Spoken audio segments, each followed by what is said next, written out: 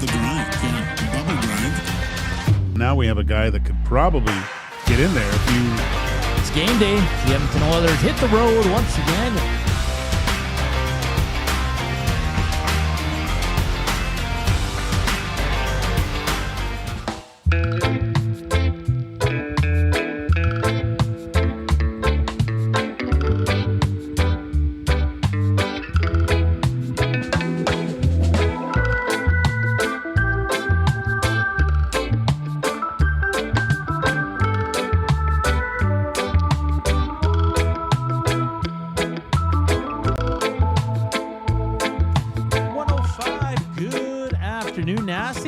Monday, it's Oilers game day. So they hit the road for 4 games starting in Buffalo tonight.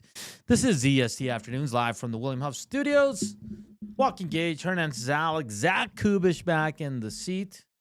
We had to get B Money to come show him how to start the show. Rough start. Rough start. Vacation brain. I'm in time change brain. And you're pretty excited. You're F1 brain right now. Well, yeah, it's race week, buddy. Aren't you pumped? No, it's only Monday. I will be, though. I will be. I started Drive to Survive last night. It's pretty good. First 1.5 episodes with Lando, no wins. Yeah. Norris, and interesting dynamic there. We'll get to it. Text us, River Korean Box, 780-218-9999. Hit us up on the Nasty Chat. Let's slam that thumbs up. We're at 11 already. Let's get to 100. We only need 89 more. So if 89 of you would do us the favor of slamming that thumbs up, it'd be greatly appreciated. If you're listening, iHeart, TuneIn, radio apps, go to EdmontonSportsTalk.com. If you want to participate in the Heavy Hockey Showdown, there's a tab that says HH Showdown, and all the information is there. That's going down pretty quick here. I know they gave away someone to coach the team. I think Trev, Dusty, and Tommy are playing. You're not, right? No. Okay. No, I play for blood. Coob, you're playing? Yeah, you forgot about me. Thanks. Sorry, Jeez, I was gone for a week. Sorry. Forgot about me. Oh my gosh. Forgot about Dre. Yeah. So it's gonna be fun. Reed Wilkins show is coming up at 3 to 4. It's only gonna be Jay Milne. How about that, eh? I know. That's awesome. And then at 4, Tom Gazzola jumps on. And then at 5, Jay Milne jumps on. And then we'll be back for the post-game show. Gager! I don't know why I'm yelling. I told you it was gonna be low energy today. You are low energy. I had a busy weekend, my friend. What'd you do? I'm just a little tired. Just some stuff, and some grocery shopping yesterday. Yeah. Yeah. It's always fun, eh? Do you like grocery shopping? Well, no, actually. It's exciting though. You're out there, you're looking for what you're gonna fill your fridge and kitchen with, and it's always exciting when you buy something new to try. You know what I mean? Oh, are you talking what are you doing? Are you buying stuff for dinner? Well, we'll usually buy for we buy for a week or two, just have everything ready to go for lunches, for dinner, snacks, brekkie, lunch. Okay. So are you as a little boy running around the streets in Chile, did you go? Wait. First of all, I was born here. Don't ruin the aesthetic here. As a young boy, no shoes, just a shirt and short shorts. Wow. Young Hernan running through the streets of Chile, and looking for sustenance for his family. Where did you get stuff for the day, or did you? No, or did you go full shopping? Because what I like to do is I like to just get stuff for that evening. I like wandering through the markets. I'm not a huge fan of the Costco monthly shop, and then you just throw a bunch of crap in there. Half of it goes bad after a week or so. I hate that. Because when I was in Europe playing hockey, I loved going to the markets and just getting what I needed that evening. You talk to the butchers, you talk to everybody. It's a whole experience. No, because you don't want to go every day. So we usually buy for 2 weeks. We get all our meats. We buy chicken. We buy meat. We buy fish. Whatever, right? But like when it comes to fruits and veggies, we buy Gager, but like say like yesterday, we bought for this week because we're gonna use it all. Yeah, Yeah. Do you know what I mean? So we only I buy hate like that. we only buy like 4 oranges and 4 apples because we're not gonna buy a bundle because we're not gonna eat that many apples and then they go bad and all that. My stuff. wife, it's awful because I mean, it's funny. Unless the fridge is packed, Yeah. she thinks we have no food, and I can make something out of anything, right? Like I'm a master of making what you think you have into something special. I can do that. But if she looks in the fridge and sees like it doesn't look like packed to the back, she goes nuts on me, and goes, "We got nothing to eat." I go, "Honey, we've got enough for the next 3 weeks, really, if we really plan it out."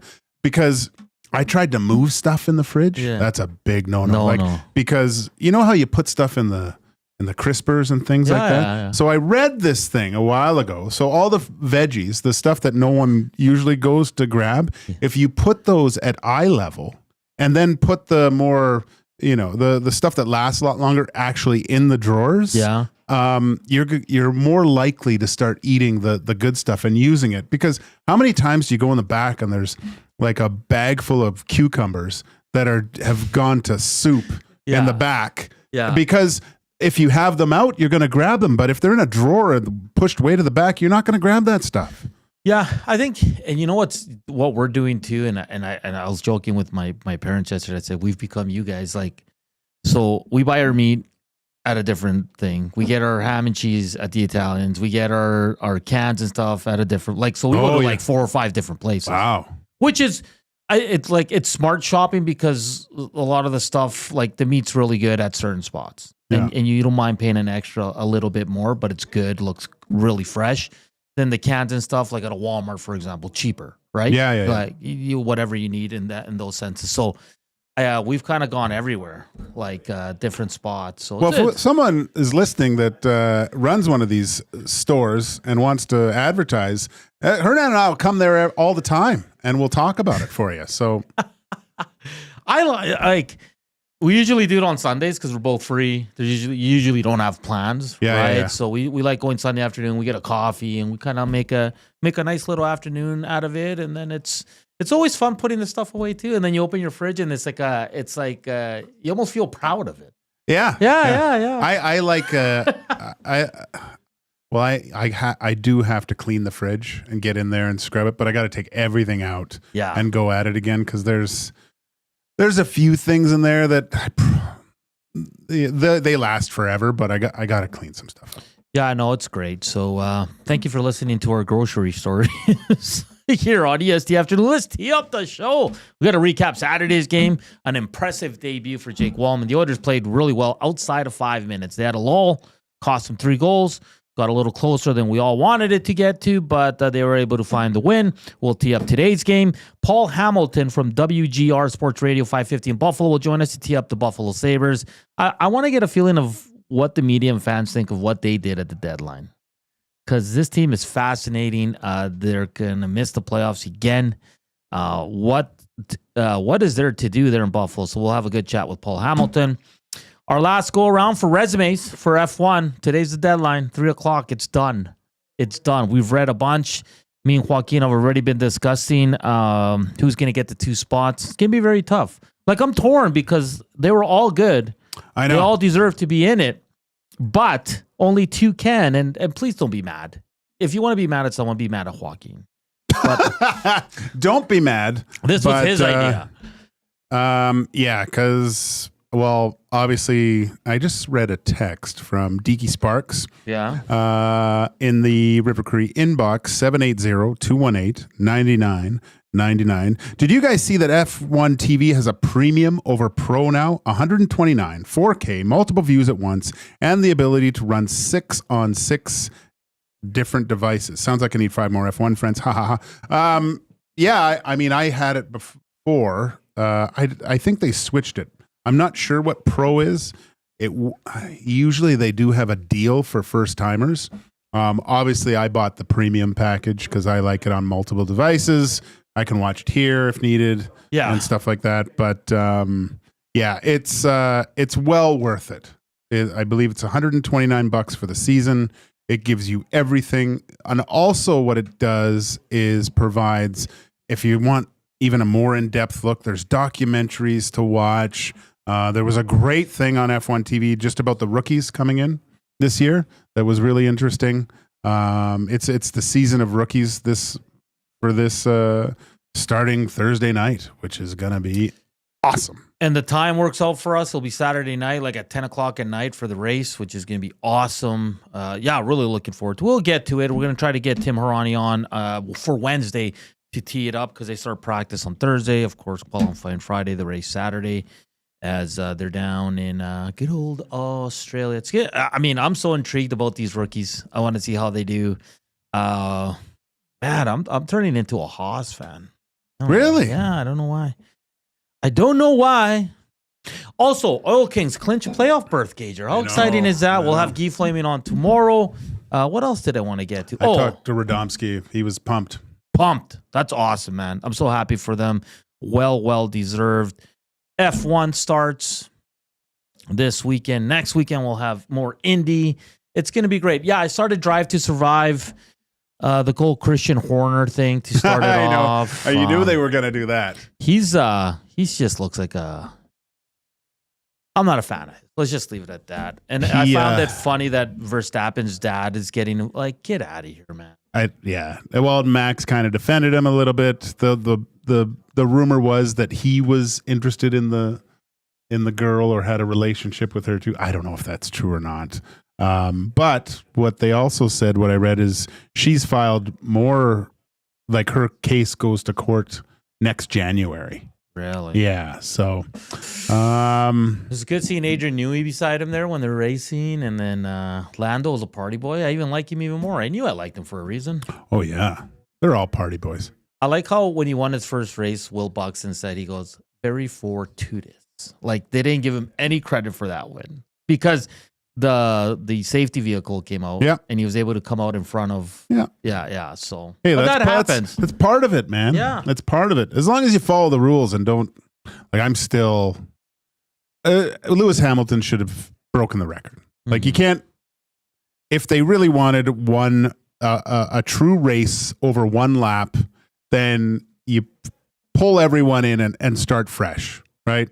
Start the grid all over again. You don't allow to unlap yourselves to get Max back in place with fresh soft tires after Lewis was cruising to a victory. Yeah, and it's interesting how Ferrari announced it. They were very smart in how they announced it. You can see Toto was pissed. Oh, yeah. Yeah. Interesting, man. It's such an interesting sport, man, the way Carlos finding out the way he did. Yeah, you feel bad for Carlos, and right? then looking for a seat. But then he wins. I want to fight his manager. He annoys me. He annoys me too. Yeah, it's like, get out of there. Yeah, like, it's not about you. Yeah, like, why are you doing this show? Yeah. So annoying.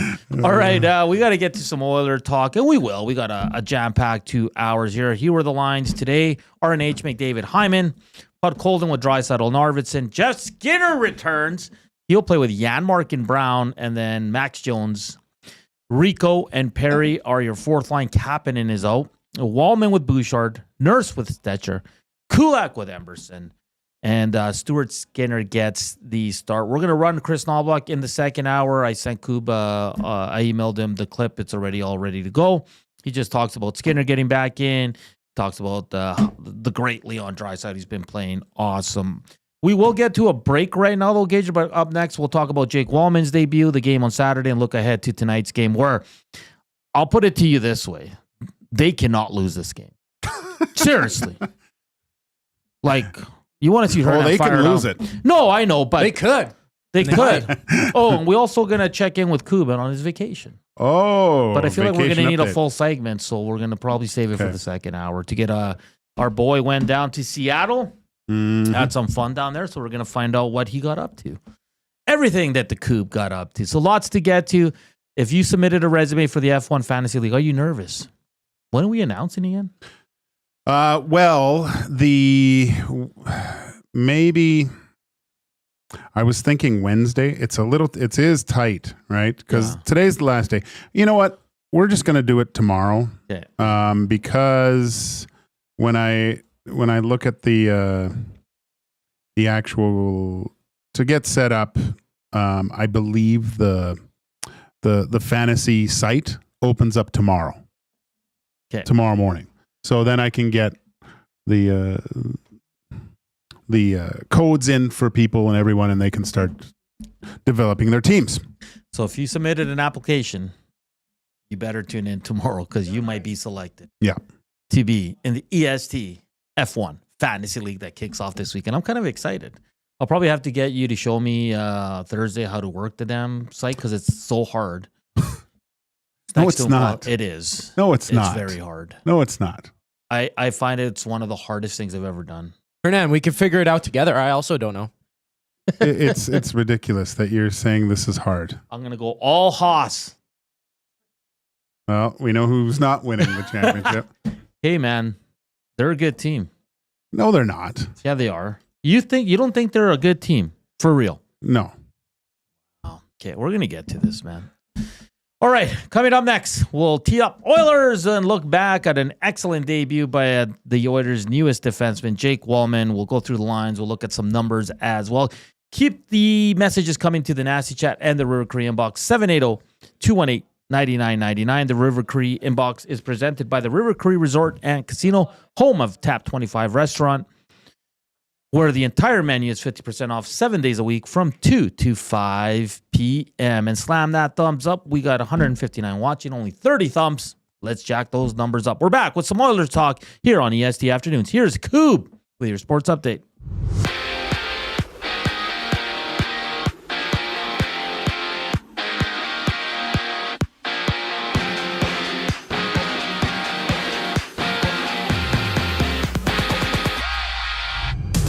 Jeff Skinner returns for the Oilers tonight in Buffalo with Kasperi Kapanen sitting out of the lineup. Stuart Skinner gets a start in between the pipes as Tom Gazzola and Hernan Salas get you set for the action during the GCL Diesel Oil Stream pregame show live at 4 right here and only here on EST. 3 other games around the league. The Sens and Red Wings drop the puck. Toronto hits the road in Utah while the Avs take on the Blackhawks. And early in NFL free agency, Sam Darnold has signed a 3-year deal in Seattle worth just over $100 million, having $55 million guaranteed.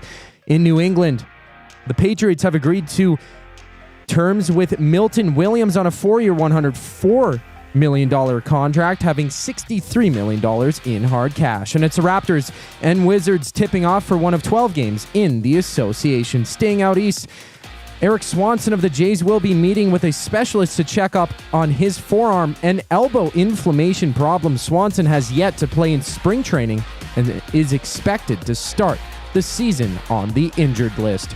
This sports update is brought to you by Windsor Plywood Leduc, locally owned and operated since 1993. They're more than just plywood. They offer everything from doors and flooring to decking, fencing, and custom millwork. Windsor Plywood Leduc, the experts you need to know. Oilers talk on the other side of the break here on EST Afternoons.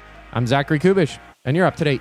Get your fix every single game with the GCL Diesel Oil Stream pregame and postgame shows with Tom Gazzola and Hernan Salas. Whether it's breaking down the starting lineup, predicting key matchups, or diving deep into the game's biggest moments, Tom and Hernan are here to give you the best insight and analysis in the city. After the final horn, get the breakdown of every key moment, performance, and player reactions. It's your one-stop shop for all things game day. Catch the GCL Diesel Oil Stream pregame and postgame shows with Tom Gazzola and Hernan Salas, only on Edmonton Sports Talk, your clear choice for Edmonton sports. Take your career to the next level with Nate's Construction Leadership and Supervision Program, a perfect tool for professionals looking to advance their role or an organization needing to develop leaders. Learn more about safety supervision, scheduling, cost control, and most importantly, how to lead a team. For more information and to register, visit nate.ca/CLSP to take your career to another level. Since 1952, William Huff has been the heartbeat of Edmonton's advertising world. From humble beginnings to a citywide powerhouse, we've been the go-to for signage from print to design and installation. Partnering with Edmonton's top sports franchises and major events, we've helped shape the city's global reputation. Our secret? Unmatched customer service, decades of experience, and a passion for excellence we call the William Huff Advantage. Visit us online at williamhuff.com. Looking for quality building materials and friendly advice? Visit us at Windsor Plywood Leduc, family owned and locally run since 1993. From interior materials for doors, flooring, baseboards, and all the finishing touches to all you need for your outdoor projects like cedar lumber for decks and fences, plus all the plywood you'd need. Our full-time on-staff carpenter can help with anything odd-sized or custom, and from domestic hardwoods to exotic selections, we've got you covered. And if we don't have it, we'll track it down for you. Windsor Plywood Leduc. We're the experts you need to know.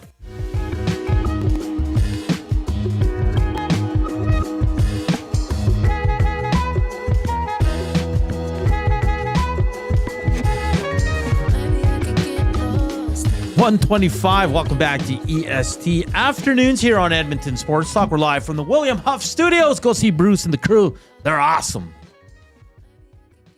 Anyone else being affected by the time change? Are you? I'm not saying I am. I'm just asking. Come on. There's only one man at EST that affects. Tommy? Yeah, what a warrior. He is a warrior. He's an absolute warrior for being here. God, that was funny last year when he did that. Now he's on his best behavior. Okay, so Haas has Behrman and Ekholm. That's a good team, man. I'm just saying. It's an interesting partnership. Ekholm likes to put his partner in the wall. So can we at least agree that they're going to be an exciting team? Yeah. Okay. Yeah. I mean, I don't know. I mean, maybe what we should do, I thought about this week, we should have our predictions for the year. Sure. Top 10 predictions. Sure. Okay. So tomorrow, I've kind of put a little bit of a list together of what I think, who's going to win. So let's go drivers and... Like, you want me to rank all the drivers? No, just 10, top 10. Where do you think they'll finish at the end of the year? Okay. So we'll do that. And then top 3 constructors. How's that? I like Bottas. Bottas? And his mullet. Yeah, I think when they got together to take a picture and they're all making fun of his hair. I know, yeah. They were wondering about the set. See, I wonder if we don't see old Valtteri in that seat. Hey, give my boy Kimi a shot here. We'll see what he can do. He's so young, though. Where does he get the strength? For real. Yeah. Jen Cool says her husband's already told her we're staying up for the race on Saturday. Jen, he might be in the EST Fantasy League. Let me give you some times here. So it starts Thursday. Mm-hmm. Okay. We've got, if you do subscribe to F1 TV, weekend warm-up starts at 2 o'clock our time. F3 practice, then F2 practice. Free practice 1 starts at 7:30, 7:30. Then you have F3 qualifying. Then free practice 2 is actually at 11 o'clock Thursday evening, followed by qualifying at Friday late. Mm-hmm. 12:30. Jeez, that's late. I don't watch practice. There's nothing to do about it. You have to watch practice. No, it's the reason why I win. The only reason I watch qualifying. Okay, well, it doesn't help. Trust me. I'm just going to copy your team. No, you won't. You can't see it. I can see it after. Yeah, after you can. But so I make changes. Oh, okay. I don't just set it and forget it. This isn't that type of league, buddy. If you want, I'm flirting with relegation here a little bit. Maybe we have the bottom teams, 2 teams leave. Got to go down to F2. We should have 2 leagues. Okay, you're not participating in any of the organization of this, so just don't start saying what we should and shouldn't have. Big Uke, Tommy's a warrior, the same way Dusty isn't a picky eater. What does that even mean? Van Owen says, look at it this way, Hernan. Haas is dependent upon Ferrari, PU, and gearboxes, so they'll never be faster than Ferrari, but they'll be right up there. Oh, just because he thinks they turn the power or give him faulty power units? You know who I want to see do good? And I just lost his name. I know his name. I'm sorry. But Yuki. Yeah. I like him. Got a soft spot for Yuki. I heard he's so I was doing a little research and they were talking about him and like he's really aggressive and like he can be an a-hole out there. Oh, you wait and listen to his radio, man.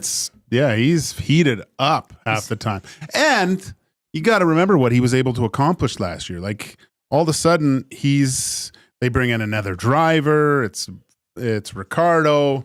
He's rumored to have the Red Bull seat. And what does Yuki do consistently every weekend is outperform him. Yeah. And one of the reasons why Ricardo's slinging his all-day rosé down in Perth. So why hasn't he gotten a bump, Yuki? I don't know, because it's weird, because they put Liam Lawson in that seat. That's what I mean, yeah. But I think Yuki provides a little bit of a safety valve, because they see his progression. That's got to hurt, though, to see the young guy get the spot. Yeah. It's like, what do I have to do? Yeah, but Liam Lawson, I believe, is a Kiwi, correct? Sometimes it comes down to advertisement dollars too, right? In certain markets. And I think that's why, like Ricardo will be there this weekend and he'll be all over the place, but he'll just be partying it up. Yeah. Tiki Sparks says McLaren runs Mercedes PW. So what's Buddy say about that? Yeah. Raider Jesse, Behrman is looking good, but Nico was the pros pro. Yeah. Nico's still in it though. Yeah. See what he can do. All right. That's enough F1. No, I'm enjoying it. It's going to be great. Hey, we told you guys, once F1 starts, we're going to be running all in on it. It'll be a lot of Oilers and a lot of F1 here until the CFL season. And look, I mean, if there's anything, even if you're on the fence of, do I want to get into a new sport? Watch the first episode of Drive to Survive on Netflix for the upcoming. It's obviously last year's season, but I mean, there is so much other stuff going on. It's a soap opera. It's great. Jen says, we watch everything. Well, hubby does. Not only this weekend is the start of F1, but it's the hubby and mine's anniversary. 17 years on Sunday. Wow. Good for you guys. Look at Clicks that. for you guys. Way to hold Can you it put together. up my board, Coop? Sorry, buddy. There, you got a little bit of that. To the cools. I don't know if I'm saying that right. Yeah. Yeah. I hope I So what, 17 years? Yeah. What's the joke? 25 with the wind chill? All right. Let's get to some Oilers. Gager, I know you were kind of in and out of the game on Saturday, but Jake Walman was pretty impressive. +3, big hit, an alley-oop assist to Zach Hyman. I mean, as far as first impressions go, he knocked it out of the damn park. He's exactly what you would have hoped for. Or I think what I thought that the Oilers needed most of all is a reliable, steady defenseman with his ability to move the puck. Like, truth be told, I didn't watch the entire game, but I watched little snippets of Jake, and he was. And Rashog said it this morning, and what you do realize is his ability to move the puck. And it reminded me right away watching it how, and this is from a guy I used to play with. He used to play with Paul Coffey, and he hated practicing with Paul Coffey because every pass was a lightning bolt. And he goes like, Paul, why do you keep passing the puck that hard? Because that's what you do, because you'll do it in a game, right? Yeah. And just like blowing guys' sticks out of their hands with the passing ability. His skating. I mean, one of the reasons why Kulak is, I appreciate the play of Kulak is his skating ability. The way he makes the ice look small with his ability to cover it and be around it. And now you got another guy that's smooth back there, you know? Yeah. The pass to Hyman, unbelievable. Great play by Hyman to knock it down too, right? Like it was a double fantastic play. But Jay and I were saying, isn't it weird that it's been this long throughout the whole season that we've really seen a spectacular open ice hit from anybody on the Edmonton Oilers? Like, there hasn't been one. I brought this up on the postgame show. I can't remember the last time I saw an Oiler defenseman lay out a guy like that. Clean. Yeah. And he didn't have to fight after. Even though a couple guys challenged him, he's like, why? Yeah. Just clean hit. No, I mean, I think you do go over and have a discussion with them. That's what you do. Look back to the Anaheim game when Radko smoked Hyman. You don't have to go fight him, but there should be a little bit of a, what are you doing there, right? Like, just show them that, next time we might get in your face a little bit more. But let's, you're only as good as your last game. Let's see what he's capable of tonight. But I'm looking forward to watching him, man. This is and he's getting put to the test because he's playing with Bouchard.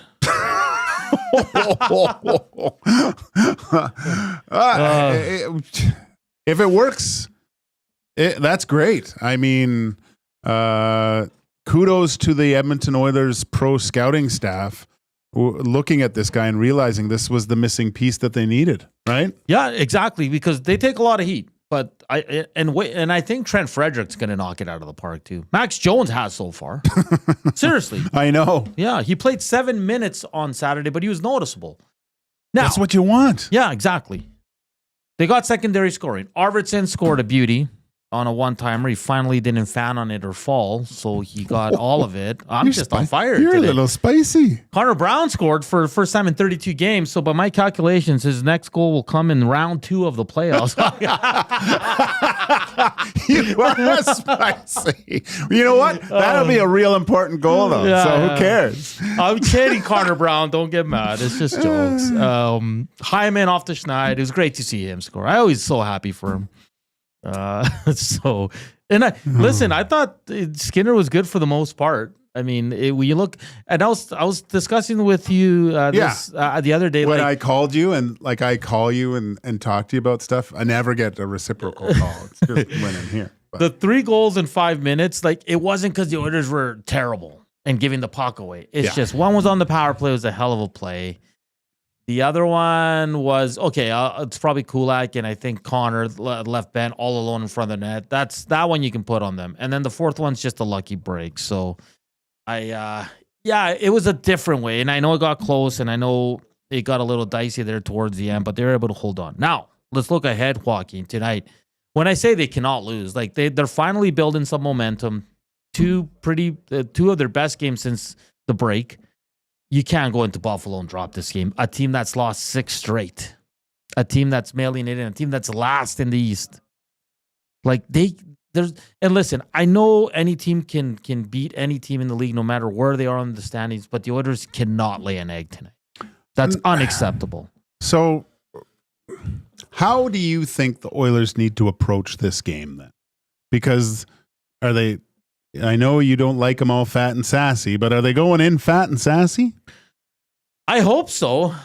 You hope they're going in fat and sassy? No, I hope not. Go in there like you're playing the first place team. Run them out. Don't give them a chance. Yeah. That's what you do, man. You can't go in there and say, well, let's wait and see what they bring and then we'll match. I know. You know what I mean? And that's what worries me.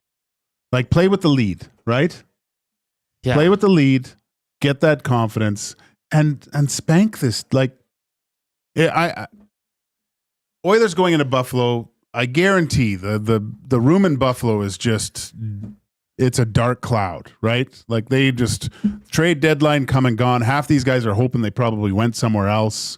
Tage Thompson a few games ago, he just tore into his team. Yeah, I don't even know what we're doing out there anymore. Yeah. It's an absolute mess. But there's a certain pride with a professional athlete, and in any respect, you don't want to get your doors blown off, right? So they're going to, if you give them a glimpse of hope, they're going to try to take it. If the Oilers come and have lapses or don't do everything at a high tempo, it'll be very disturbing to me that this team can't, for some reason now, can't string 2 games together that are at a consistent effort and production of their skill, I guess. And it depends on who your opponent is. You can't have that. No, you can't. Zedmo, Spency 5 Sensi. I see what you guys are sending in. Rip City Step says, Hernan is so nice while he's being mean. Yeah, don't I know it? Ekholm. Yes, Ekholm's out. So is Klimberg. They remain out. They are on the trip, though, so they can join. They can play Thursday, Friday, or Sunday, but they will not play tonight. Pat says, Walman saw Max Jones debut and said, hold my beer. Yeah. And then Deke Spark says, you guys need to be the F1 guys since Pit Stop Pal seems to have mechanical problems. Oh, there's scheduling issues with that. And I've talked to the big man. Hopefully. He's so damn busy, though. Oh my gosh. He's got to play with his kids. Yesterday, he's streaming poker at 10 o'clock at night. I felt like texting him on the chat and saying, go to bed. Yeah, I know. He finished 5th. I know. So, portion of this hour brought to you by the Canadian Brew House. Sorry, I just lost it here. Where'd it go? NHL lives at the Canadian Brew House. Every Oilers game, they get $1 off tankards of Molson Canadian and Coors Light, where you can win game tickets and 2 tickets to a surf and turf dinner at the end of the season. Full details at the Canadian Brew House. .com. Coming up next, we'll go to Buffalo. We'll talk with Paul Hamilton from WGR Sports Radio 550, and we'll get an idea of what the Oilers can expect tonight, and I get some feelings on how they're feeling about what they did at the trade deadline. That's all coming up here on EST Afternoons. Here's Coob with your sports update.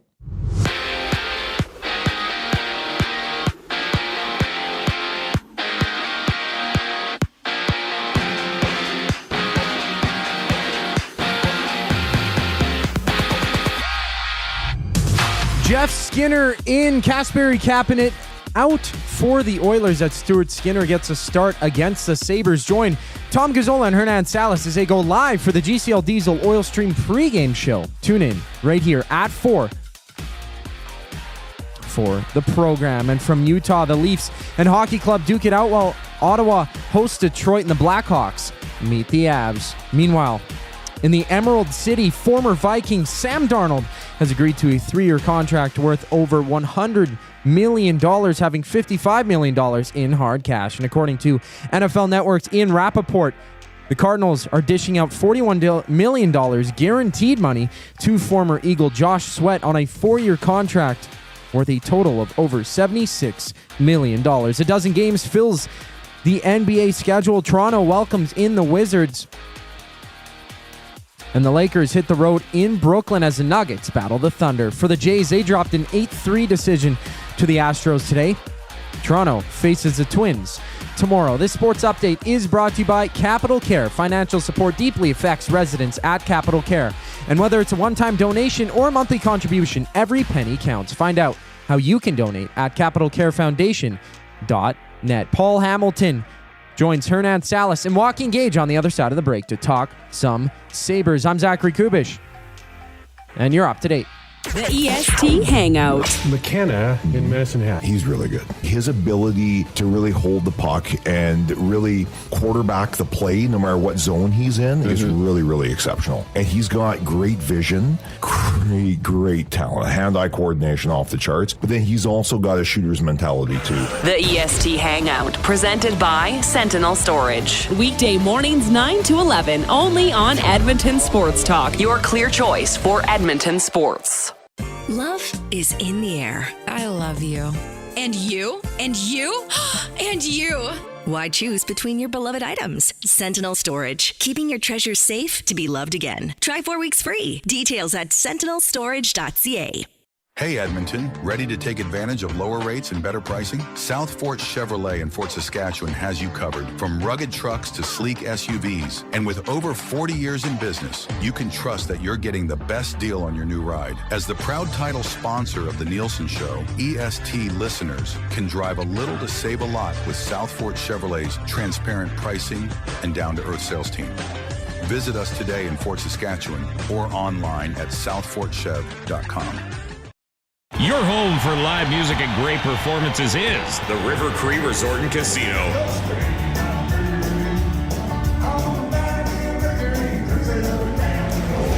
Don't miss the internationally recognized tribute, the Alan Jackson Experience, April 18th at the River Cree Resort and Casino. Get your tickets at rivercreekresort.com. River Creek Resort and Casino. Excitement? Bet on it. Hungry and need it now? The Canadian Brewhouse Express Lunch, served in under 15 minutes or it's free, Monday to Friday till 2 p.m. Roasted turkey club and soup, Alberta Wagyu ravioli, and more. Fast, fresh, and no excuses. Get to the Canadian Brewhouse. Our house is your house.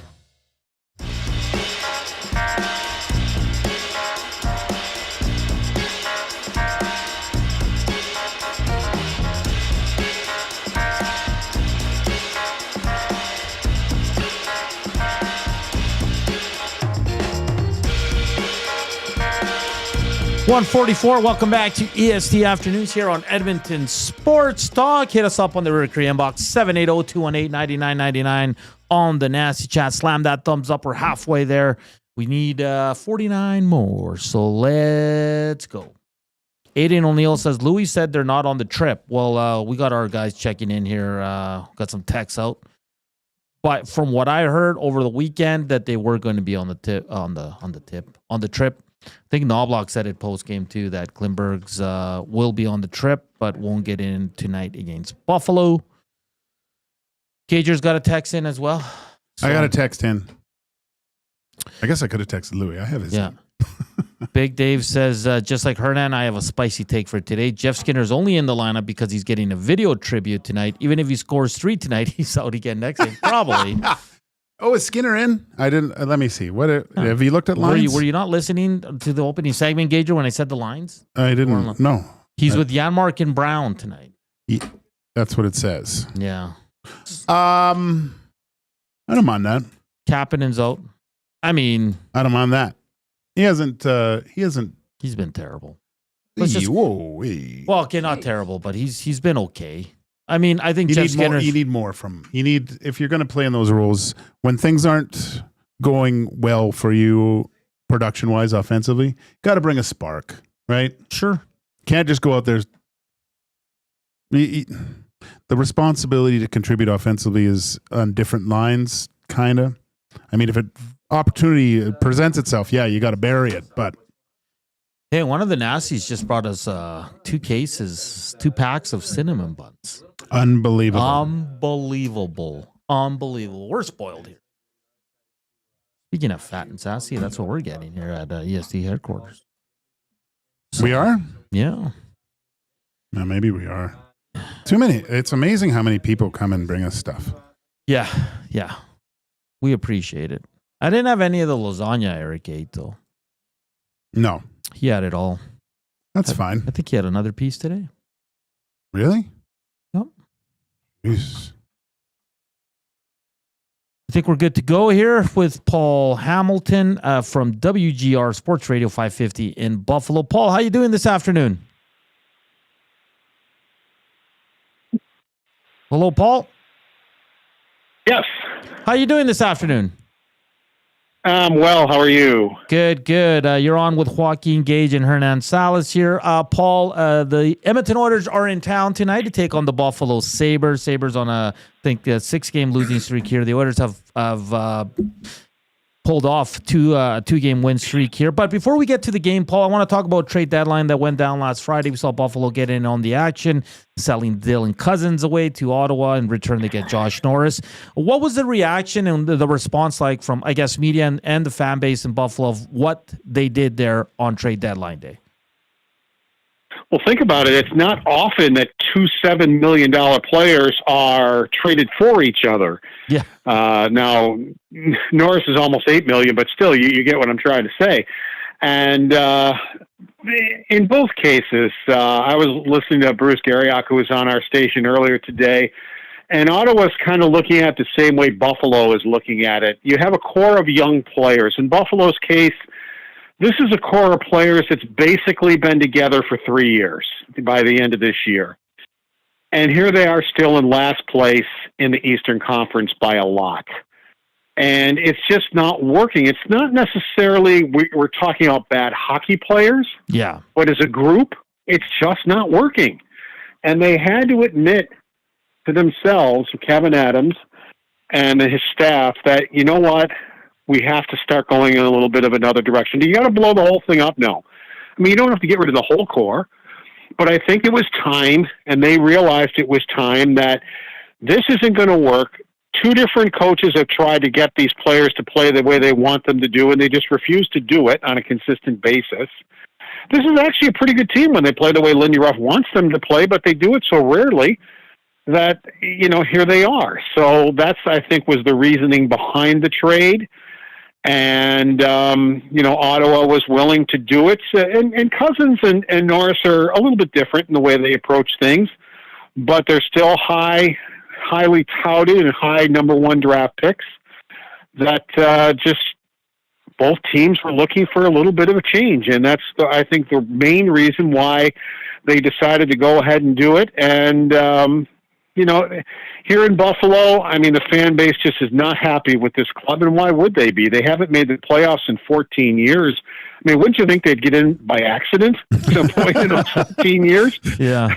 But it hasn't happened. And this fan base is just, they don't like this team. This team, it takes 2 bad passes on a power play, and this crowd is all over them. Yeah.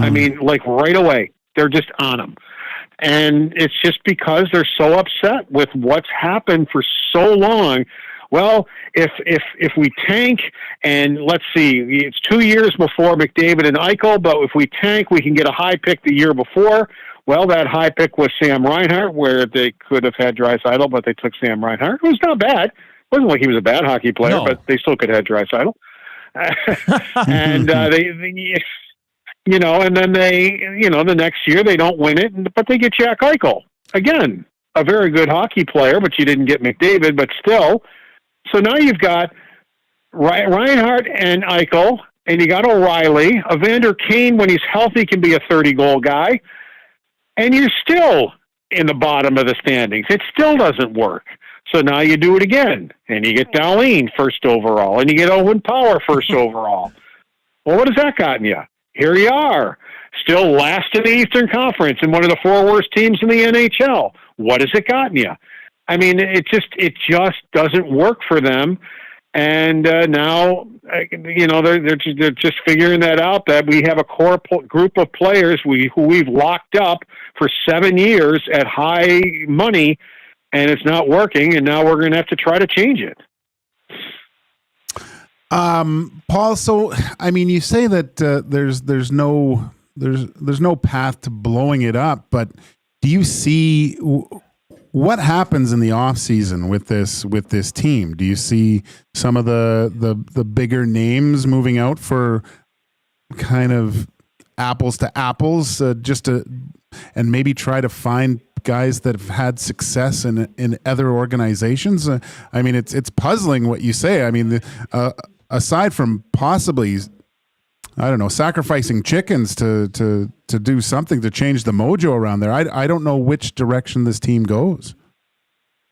Well, the thing is, too, I mentioned Rasmus Dahlin. He's been a very, very good hockey player for Buffalo. Don't get me wrong, but if you remember, when he was touted to be the McDavid of defensemen when he was being drafted, and he's not even close. He's not even the best defenseman in his draft. Quinn Hughes is. Yeah. So if you redid the draft, Quinn Hughes would be the number 1 pick right now. Brady Tkachuk probably would be 2, and Dahlin would be 3.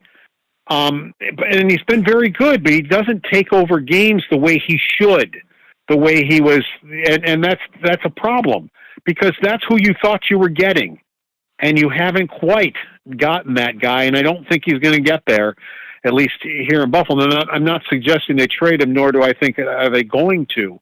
It wouldn't shock me, though, especially Bo Byram. There are nights where Bo Byram's their best defenseman. He was playing with Dahlin for a long time, and now they're kind of trying him with different pairs to see where it goes, because he's a restricted free agent, and they would like to lock him up long term. But can you put $11 million in Dahlin, $8.5 million in Power, and then $9 million on Byram?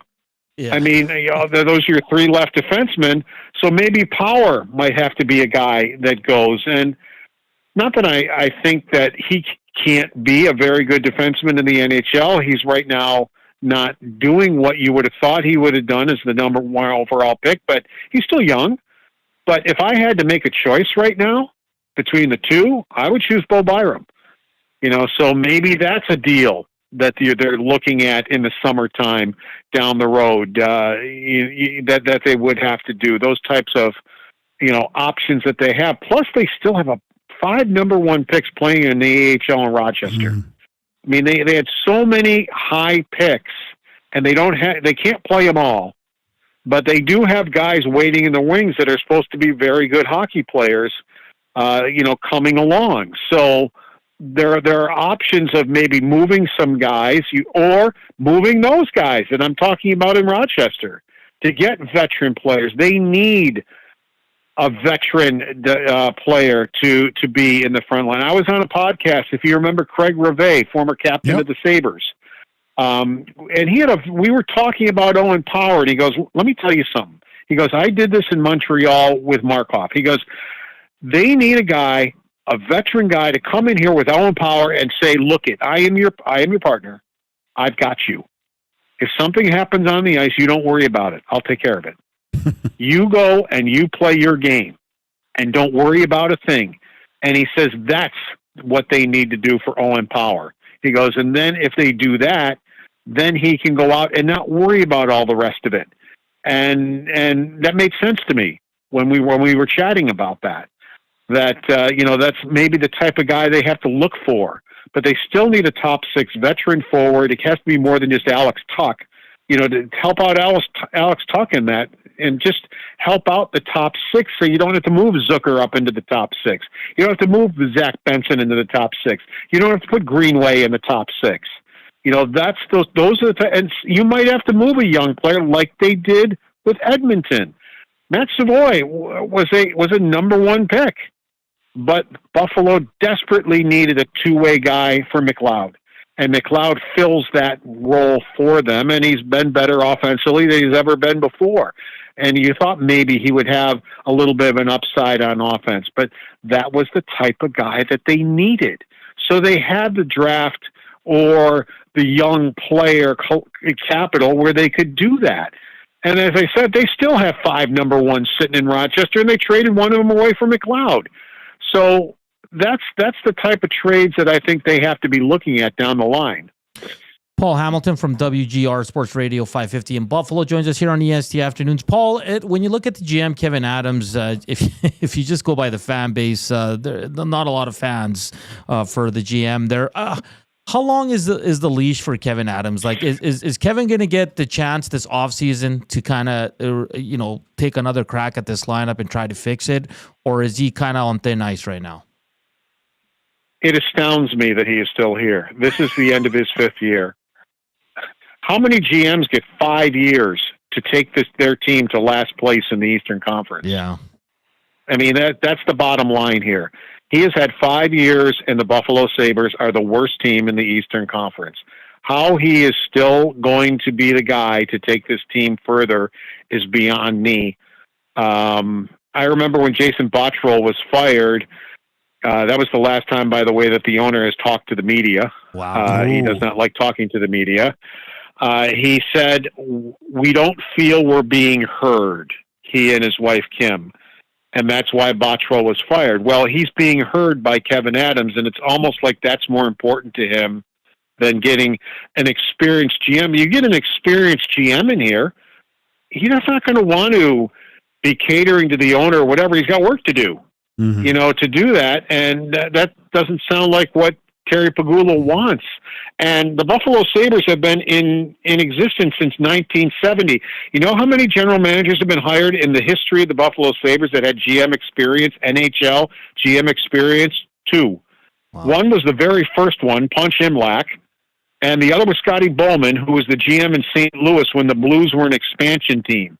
They're the only 2 guys who have ever been GMs of the Buffalo Sabres that had GM experience.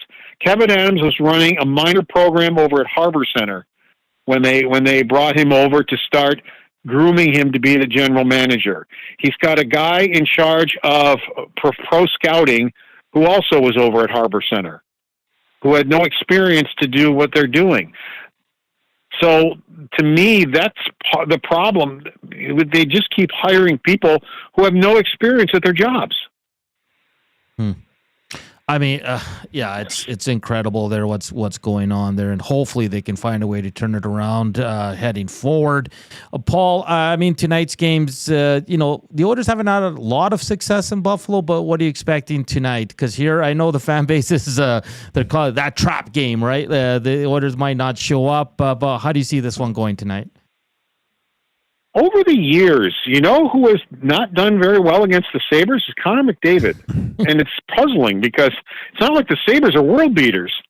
But, they just, for whatever reason, usually, and I want to say usually because McDavid could have 7 points tonight, but, usually have pretty good success against him. And I can't explain it, but they just do. And that's why I think why they've had at different times been able to beat the Oilers. And it was a very close and good game in Edmonton. It was a 3-2 game Oiler win, if you remember, but either team could have won that game. It was a very close game. So we'll see if they can keep him under control. Now, defensively has been the problem, and Lindy Ruff came in saying it's going to be non-negotiable. We are going to be changing the way we play defense here. Well, he's tried his best, but they still are one of the worst defensive teams around. They can score goals.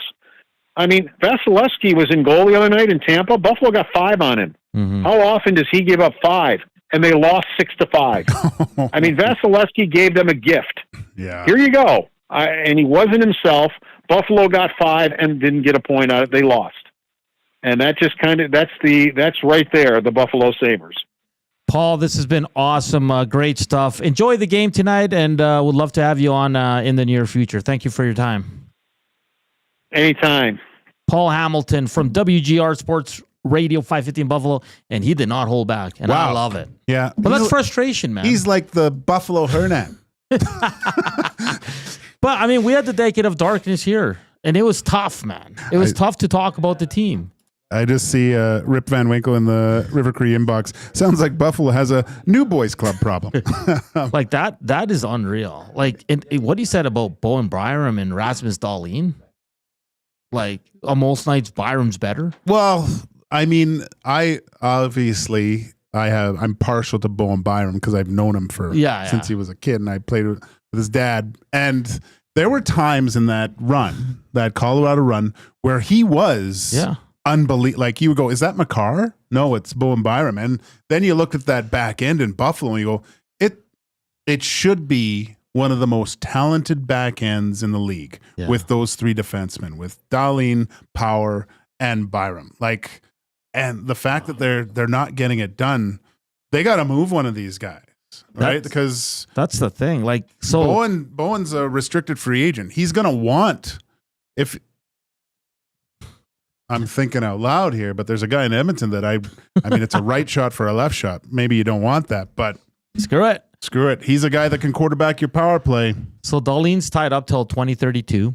Owen Power till 2031. Yeah. Mattias Samuelsson till 2030.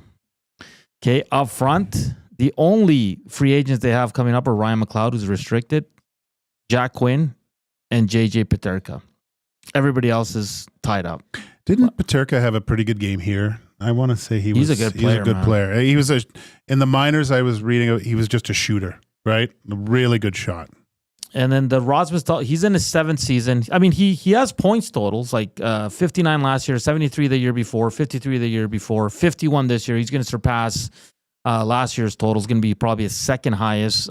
But it's interesting that, like you said, he was supposed to be the Connor McDavid of defensemen, and he's not even close to that. See, I admit I don't watch Buffalo Sabres games. Yeah. But I remember Dahlin was very noticeable at the game here. Yeah, like he was the only. Well, he gained the zone most of the time on his own, right? Like, he's a very skilled guy, but I mean, just losing and losing. It just you need a change after a while. And not only wears on the team, it wears on the media and the fans, man. Oh, like, yeah. They're done. Like Derek says, thank you for jinxing it. Smith TM. Oh, okay. Smith TM14 says, I think Buffalo radio guy needs a hug. Oh, gosh. Yeah. And Adam Zeal says, I'm getting so many flashbacks from Mr. Hamilton's comments to our decade of darkness. I wonder if falling for McKenna next year might be their saving grace. But again, it's not guaranteed. Not guaranteed. And Tommy Gazzola just informed us John Klingberg is on the trip. Mattias Ekholm is not, which is a little concerning. No. Well, you can meet them, I guess, too, right? Just rest. Okay. Well, you have Jake Walman now. Who needs Mattias Ekholm? Yeah, trade him. All right, we're really late, but that was an awesome interview. You could feel the frustration in Mr. Hamilton's voice, and I just take it back to what we went through here in the Decade of Darkness, because after the Decade of Darkness, Gager, we got one playoff here, and then we missed 3 more or 2 more, and it was really, really, really tough. So I feel for Buffalo. I feel for the fans, man. They have a great fan base there. A lot of great players have gone through there, and they got some great players right now, but it's just not working out. All right, coming up next, we'll find out what Coop did on his vacation. Continue the Oilers talk. There's tons of NFL news. We'll talk F1 and maybe Rantanen. I just don't see why, because he's not here. So that's all coming up in hour 2 here on EST Afternoons. We're back after the break.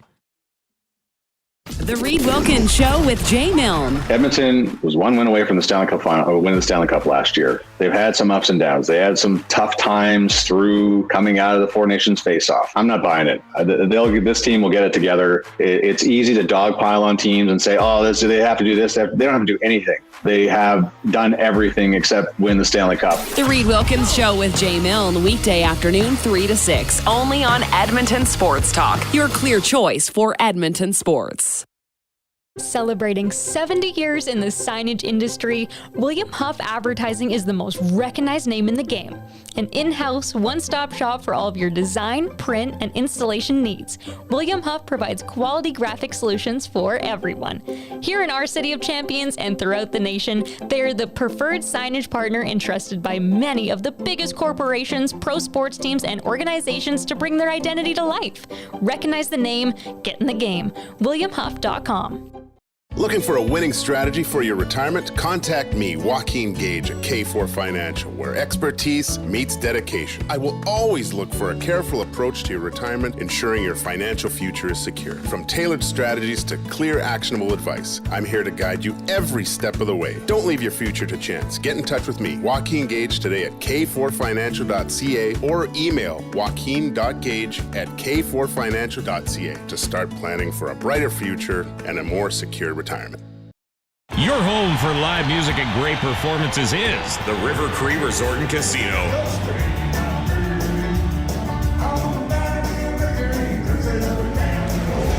Don't miss the internationally recognized tribute, the Alan Jackson Experience, April 18th at the River Cree Resort and Casino.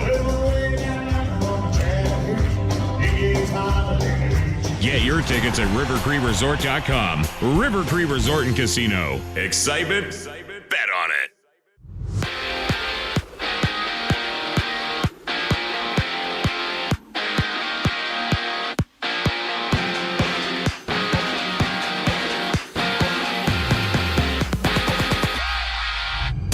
Mattias Ekholm remains out for the Oilers. Jeff Skinner taking Kasperi Kapanen's spot in the lineup as well tonight as the Oilers face the Sabres. Catch Tom Gazzola and Hernan Salas as they go live for the GCL Diesel Oil Stream pregame show at 4 o'clock right here on EST. And in Colorado, it's the Avs and Blackhawks dropping the puck before the Maple Leafs and Hockey Club throw it down. The Red Wings also meet the Senators on a 4-game NHL slate. With NFL free agency kicking off, the Seahawks have made a splash, picking up former Viking Sam Darnold, signing him to a 3-year contract, 3-year deal worth $100 million. Justin Fields is another quarterback on the move from Pittsburgh to New York. The 26-year-old agreed to terms with the Giants on a 2-year deal worth $40 million, $30 million of which is guaranteed. On the court, the Raptors throw down against the Wizards.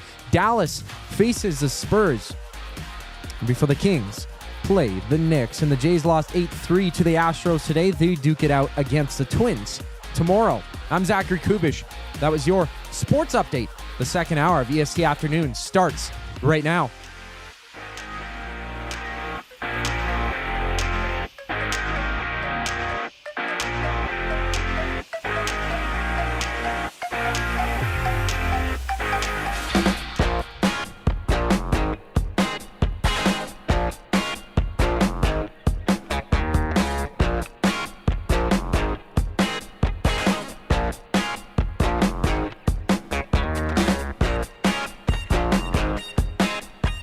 It's hour 2 here on EST Afternoons on Edmonton Sports Talk. Your clear choice for Edmonton Sports. Thumbs up. Really lazy today. 62. We got 173. I'm just on fire today. It's the time change, man. Made me cranky. Wow. Let's slam that. Let's get to 100 by 2:30. Okay? Promise. Tomorrow we'll pick our 2 winners of the F1 Fantasy League. Make sure you keep it locked. We're going to have some fun with it. Who will be in? Who will make the cut? Hey, and listen, all of you guys did an awesome job, and we appreciate you sending that. Yeah, thanks for the participation, everybody. Yeah, we truly do, but we can only open up 2 spots, and yeah, it's just the way she goes sometimes, Gager. There's not much we can do about it, right? It's the way the cinnamon bun crumbles. Yeah, you just had some, eh? Yeah. How was it? Delicious. I don't like to eat during the show, you know? Why?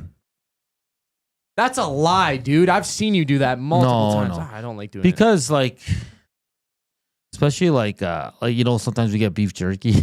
Yeah. That's tough. Oh, yeah. That you're trying to talk. Well, you don't eat it when we're on. It's just in breaks. But it's not like we have a 10-minute break here. Right? Just a bite, man. Right. I'll have some after for sure. Okay. Well, you're here.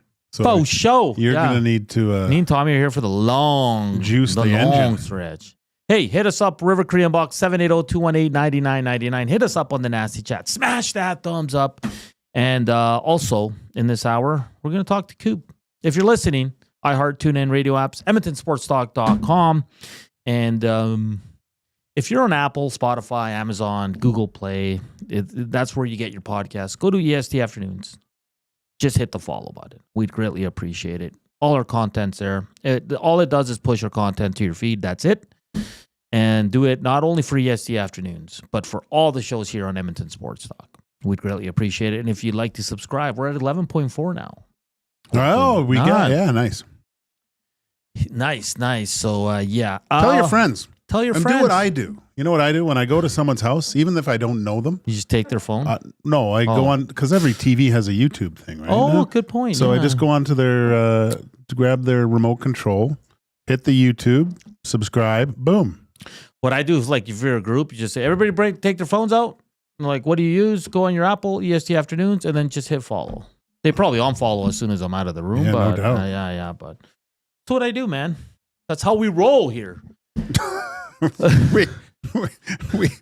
we steal people's phones and subscribe to our channel. I'm even feeling down for the Buffalo Sabres. Are you? Yeah. You know what? A team with that good a jersey shouldn't be that bad, though. Oh, remember their classic play-by-play guy? Yeah. He was good. He was good. Patty LaFontaine, Alex Mogilny, Dale Howardchuk after Winnipeg, the Dominator, Pekka was awesome. Those Sabre teams back then with the with the Dominator. Yeah. Doesn't Alexei Zhitnik too? Isn't he there? Schmelik, Richard Schmelik. Was it Schmelik? Yeah, it was Schmelik. Yeah, they were just the little team that could back then. Brad May, Rob Ray. I mean, it was a complete joke that they lost the cup on that goal. I don't know if they would have won, but it should have been called back. I agree. That's what hurts even probably more. Those were the rules, man. Yeah. So call it. Exact same thing happened to Lewis Hamilton. Whistle Dog says, over from my heart to thumb. Good show, fellas. Well, thank you, buddy. Rick Jenneret. Yeah. Oh, Miro Shatan was an awesome Sabre. Yeah. He wasn't an awesome Oiler, though. Or a Devil. He was. I guess so, yeah. That's what I meant, yeah. Hey, Coob, in defense to Miro Shatan with the Oilers, they traded him far too quick. They should have kept him, right? Same with Sharkowski. They gave up on them way too quick. I played with Miro, came over late in the season in my first year in the minors, and played 25 games in the American Hockey League. You know how many goals he had?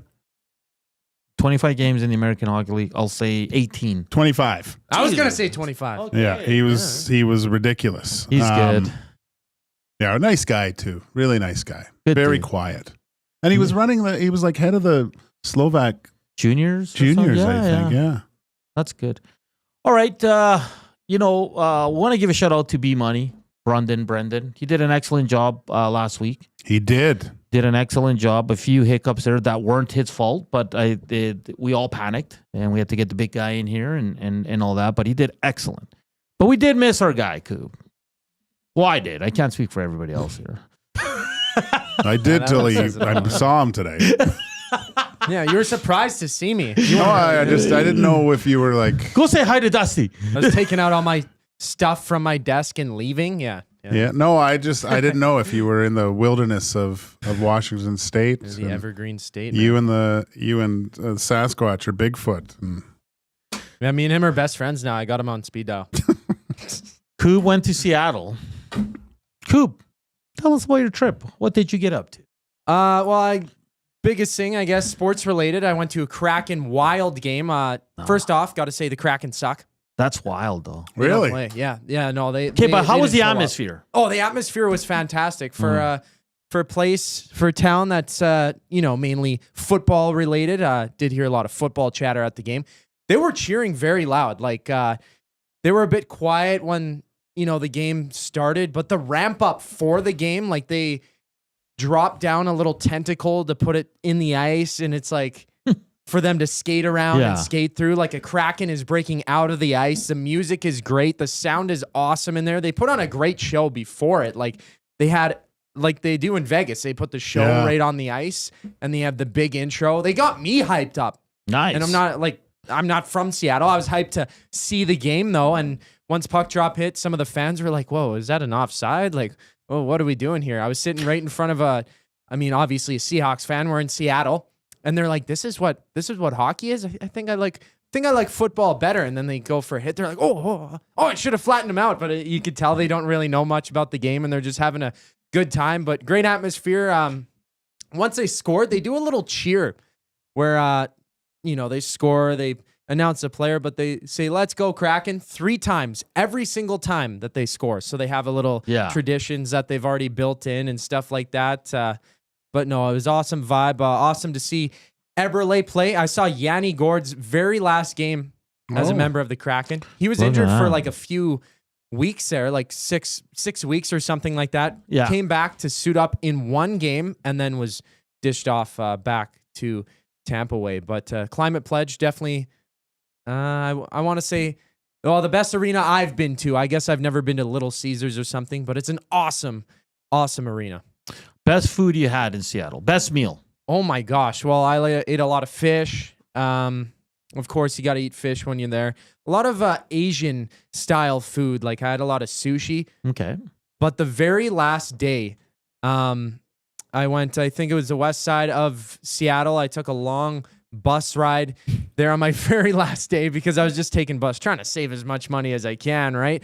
So I go to this place called Spud Fish and Chips near Green Lake in Seattle, and it was a little place that was made way back in the day, 1940. Of course, now it's all renovated and stuff, but the best fish and chips I've ever had. I got prawns and chip. Oh man, their tartar sauce was just superb. Sat on a little bench there. It was a great vibe there too. Very nice people, and just a great meal overall. That's what I like about Coop. Like he does it his way.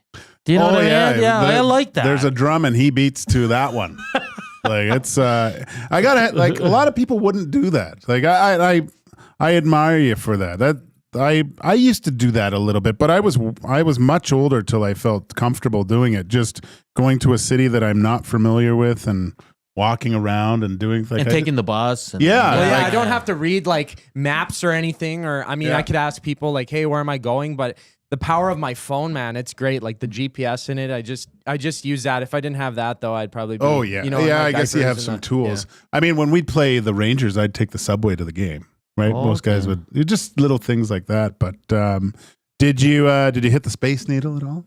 I do went any touristy things. I did all the touristy things downtown. Pike Place Market. Yeah, exactly. That was the thing I hit the first day, and I almost got lost in it that first day. I didn't realize it's like 4 levels or something. Oh, yeah. But reading the history of it, it was built way back in the day, and now they've kind of adjusted it a little bit, where they have like a preschool built into it and like an old folks home. So it's really nice for the people that are living there. Of course, there was I saw a lot of Canucks fans because it was Canucks versus cracking that first Saturday. Oh, that's that right. I was there Yeah. and went down to the piers and stuff. The great Seattle Wheel, as they call it. And my favorite part, though, was I like the pop culture museum, like all the nerdy stuff. And, of course, Jimi Hendrix, all of his suits. Like, it's all cramped in the Seattle Center because they have their Climate Pledge, the Space Needle. They have another museum, this museum, that museum. And they built it really well. Like, it's almost like what Ice District is slowly but surely starting to kind of be, where it's that big attraction for tourists and even people who live in the city to go down and do. And their monorail was really cool. No, I bet. Yeah, it is cool. Max Bezuza says, did you get teriyaki chicken? I don't know if that's a thing in Seattle. Teriyaki chicken, like just the food. I went to this place actually called Teriyaki, and I had sushi there. Okay. But I mean, I think they might have had That's chicken on the menu. essentially going to a Mexican Mexican restaurant and ordering a hot dog, right? Like, come on. Sure. But hey, that's what Max Bezuza. I don't know if he's trying to be funny, but I don't get it. I mean, when I was young, like Coob's age, Seattle was the place where all the good music was coming. Yeah. Right? Like Nirvana, Soundgarden, all those Alice in grungy Chains. Pearl Jam. It was, Alice in Chains. Alice in Chains from I think so. Northwest? Yeah. Anyway, yeah, that was a pretty neat little scene down there. Great city. Max Bezuza says everyone in Seattle has their own teriyaki chicken place. Oh, really? Oh, I didn't eat teriyaki chicken once. The only, I think, chicken I had was sweet and sour chicken, and it had actual pineapples in it. It was pretty cool. Because you don't see a lot of people Coob's age that are so into like the seafood, and that's what I like. Oh, yeah? Yeah, like Well, that being was the from stuff. here, Oh, yeah. though.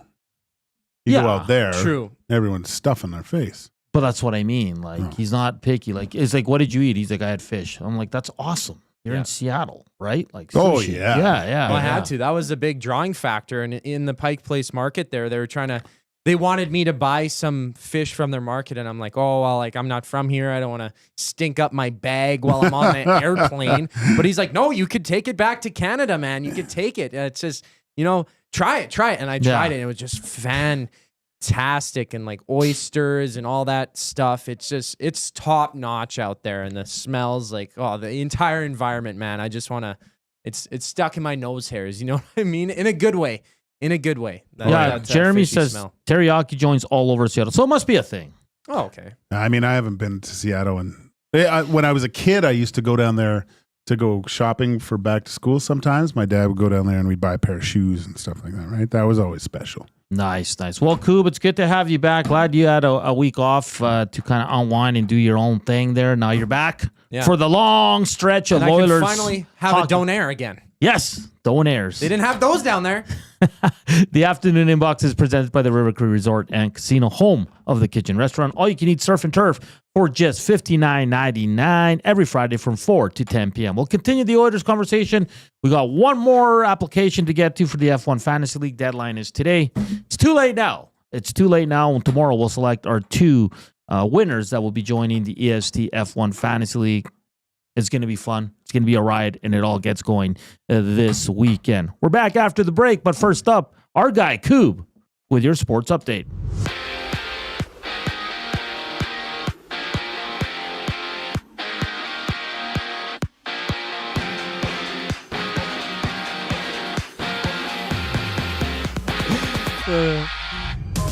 Jeff Skinner returns to the Oilers lineup tonight in Buffalo. Kasperi Kapanen heads to the bench. Stuart Skinner also gets a start as Tom Gazzola and Hernan Salas gets you set for the action during the GCL Diesel Oil Stream pregame show right here on EST. Catch that live at 4, only on EST. 3 other games around the league. The Sens and Red Wings drop the puck. Toronto hits the road in Utah while the Avs take on the Blackhawks. And early in NFL free agency, Sam Darnold has signed a 3-year deal in Seattle worth over $100 million, $55 million of that being guaranteed. In New England, the Patriots agree to a contract with Milton Williams, 4 years at $104 million, $63 million of that in hard cash. And it's the Raptors and Wizards tipping off for one of 12 games in the association. We also see Phoenix playing Memphis. The Magic battle the Rockets before Portland goes at it with Golden State. This sports update is brought to you by Gimme Virtual Golf. Step into a whole new golfing experience with 240 unique courses for you to play, featuring innovative technology that replicates real-life ball lies, shifting the ball in 24 different directions. Gimme Virtual Golf, where innovation meets the game. Visit their website at gimmevirtualgolf.ca. More Oilers chat up next here on EST Afternoons. I'm Zachary Kubish, keeping you in the loop. Get your fix every single game with the GCL Diesel Oil Stream pregame and postgame shows with Tom Gazzola and Hernan Salas. Whether it's breaking down the starting lineup, predicting key matchups, or diving deep into the game's biggest moments, Tom and Hernan are here to give you the best insight and analysis in the city. After the final horn, get the breakdown of every key moment, performance, and player reactions. It's your one-stop shop for all things game day. Catch the GCL Diesel Oil Stream pregame and postgame shows with Tom Gazzola and Hernan Salas, only on Edmonton Sports Talk, your clear choice for Edmonton sports. Make your birthday legendary at the Canadian Brewhouse with epic food, killer drinks, and an unbeatable vibe. Plus, download the Canadian Brewhouse app and score free nachos on your big day. Book your party now to celebrate like a pro. The Canadian Brewhouse. Our house is your house. Love is in the air. I love you. And you? And you? And you! Why choose between your beloved items? Sentinel Storage, keeping your treasures safe to be loved again. Try 4 weeks free. Details at sentinelstorage.ca.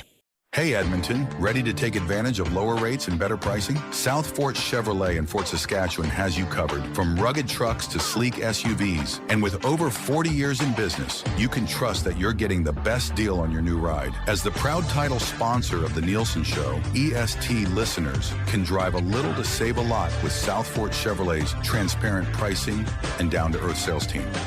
Visit us today in Fort Saskatchewan or online at southfortchev.com. Got some gently used furniture or home goods that need a new home? Find Edmonton is here to help. Every month we furnish over 100 homes to those transitioning out of homelessness, and we need your gently used furniture and home goods. Drop off at 5120 122nd Street or call for free local pickup. Just visit findedmonton.com to learn how your donations can help create a home for someone in need. Plus shop our thrift store, in-store or online, with proceeds benefit those moving out of homelessness through housing supports. Visit us at findedmonton.com. Find Edmonton, supporting our community one home at a time.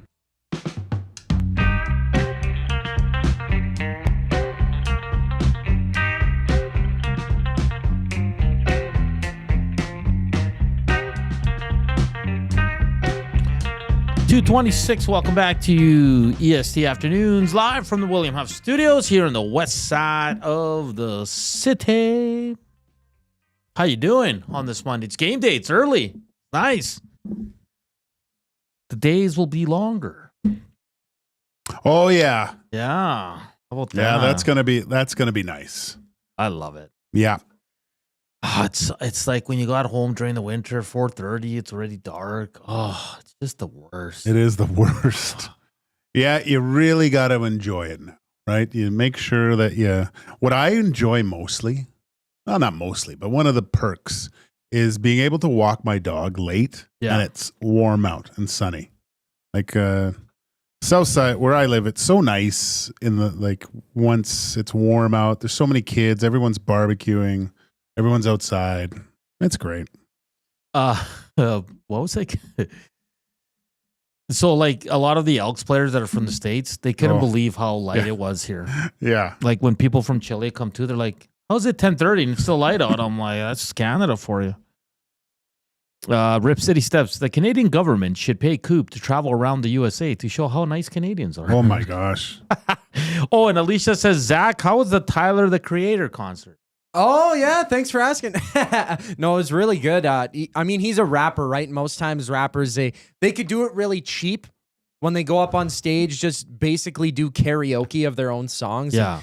The opening act a little bit, Lil Yachty. I love him. He's a fun rapper, but he did that. But Tyler, the Creator, man, he would make anybody look bad at rapping. Okay, this guy is amazing. He had like costume changes and stuff. He walked up the catwalk, fireworks everywhere, flames and stuff like that. They put on a fantastic show. But the best part of it, sorry, I know I'm long-winded with all of my answers here. It was just a fun time. Great time. it went dark after the end of one song. He had a costume change, and each album is kind of signified by different costumes that he wears. And he walked over the catwalk, walked into a middle little stage area, and it was set up like a living room. So he had like a record player and stuff like that. And for the remainder of the concert, he would go through the collection of records that he had, and it's all of his own, right? Like he kind of went through it and he looked at it for a second. I don't know if I want to play that one. So he would pick one up and put it on the record player to continue to play the next song. So he'd play a couple songs from each. It was pretty dope. That's dope. Never heard of him. So I might listen to him though. I literally, until Coop said it, I never knew who he was. So yeah. All right. That's Coop's update. Good food, good concert, a Kraken game. Yeah, that's cool. Yeah, I mean, yeah, Seattle. Seattle's got a history of hockey. Like they've had the Thunderbirds have been there for forever. Mm-hmm. And they were the first. They were the first team ever to do the Gary Glitter rock and roll thing. Really? Yeah, that wasn't anywhere. And then I think the Avalanche started doing it right after, because I remember when I was as a young 17-year-old trying out with the Kamloops Blazers, we went down, and this was the old rink. It was a little shoebox. Yeah. Like the boards were squares. But it was preseason. Corey Hirsch was the other goalie. And Hershey told me, probably playing a little bit of mind games with me, he goes, don't let them score because they do something weird here. And I'm like, well, what do they do? Like, are they going to start, like, I don't know, throwing stuff at me? I was worried because when the coach tells you you're going to split the game, 10-minute mark of the second period, it's usually when and we were getting close to that mark. So it was good because Hershey allowed a goal. And everyone stood up and they hit the music and they did the rock and roll and they were all clapping. And nice. I was just like, this is ridiculous. Like, it was so cool. And I was just, oh, okay, at least I know what they're doing and stuff. I didn't allow a goal that time, so suck it, Hershey. Whistle Dog says, Tyler the Creator is a different cat, a true artist. I like this one from, where did it go? Jason the Acadian. Guys, we have 15 minutes to fill. Let's ask Zach anything. That's not fair. That was good, Zach. Yeah, I truly wanted to know. That's why I didn't ask him when he got here, because I'm like, save it for the show, bro. Yeah, you kind of gave me the stale face like you usually do when I walk in, yeah. Whenever I say something funny out there, you like get mad at me. Yeah, because you're wasting it. We have a show to do. Okay, now I'll just be quiet from now on. And you're on Two Guys, and you give all your best takes. I do not. No, I basically do nothing on Two Guys now. It's just Dusty and Cass. Yeah. Yeah. What was I going to say? People are asking, Ekholm is out, and we asked Tom Gazzola to check in, and he's not on the trip. It doesn't mean he can't join them, but he's not on the trip right now. Klimberg could return at some point on this road trip that sees them play tonight, then Thursday, Friday, then Sunday. Another tough road trip, Joaquin, through the New York area, right? Islanders, Devils, Rangers. It's going to be tough. I just like that the Edmonton Oilers coaching staff have finally listened to me, and Stuart Skinner's confirmed he's going again tonight. Stuart Skinner is confirmed. Coop, can we run Coach Knoblauch here? It's only about 2 minutes. Yeah, we got it here. All right, here's Coach Knoblauch ahead of tonight's game in Buffalo. Just talks about Stuart Skinner, Jeff Skinner, and Leon Draisaitl. Here is Coach K. To confirm tonight's starting goalie. Yeah, Stuart Skinner. And it looked like Jeff Skinner comes back into the lineup. Will he suit up tonight here in Buffalo? Yes, he is playing tonight. Kapanen is coming out. What do you like about giving Jeff Skinner the nod tonight here in Buffalo? Well, now that we do have some extra guys, and we've felt throughout the year we've got a lot of good quality players, especially up forward, that there's been some rotation, and we don't want to be switching up the lineup too much, but there'll be tweaks, to the end of the regular season. Just because we're going to need them in the playoffs or down the stretch, that we don't want somebody sitting for a long period of time. And Jeff's a really good player, and just finding him a spot in our lineup. And tonight, as good as any, obviously coming back here to Buffalo, that he will be playing. What's his addition to this team been like, having a guy with that kind of history with Skinner to bring him into this group? Yeah, it hasn't. Hasn't gone as well as we anticipated. Just with finding a fit, who he was playing with, and Jeff's been really good and working hard and doing everything we've asked from him. But anytime you can add somebody who can, better in leadership, somebody who's got over 1,000 games, scored as many goals as he has, like I said, you can never have enough good players, and obviously he is a good player.